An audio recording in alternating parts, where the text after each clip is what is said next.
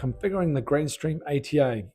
Reviewing the hardware first. Aside from the power, the phone's attached to the green ports, the internet to the blue globe port. Now you can disregard the LAN port on the left of the globe. In this scenario, it doesn't do anything. It's only if you want to use the ATA to provide internet for, say, a computer.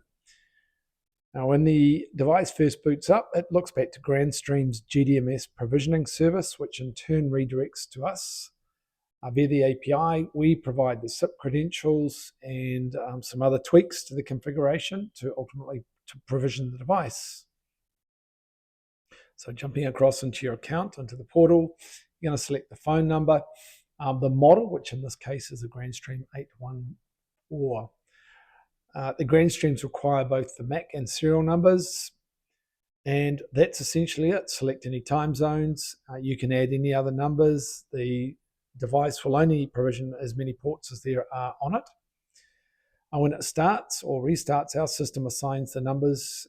You will make your moves, adds and changes from our portal. You'll never actually touch the device. We monitor all the ATAs as part of our service. Having said that, they are super reliable. It's generally a power or internet disruption that causes the outage. On a 2-year plan, we are providing the Grandstreams free of charge, delivered.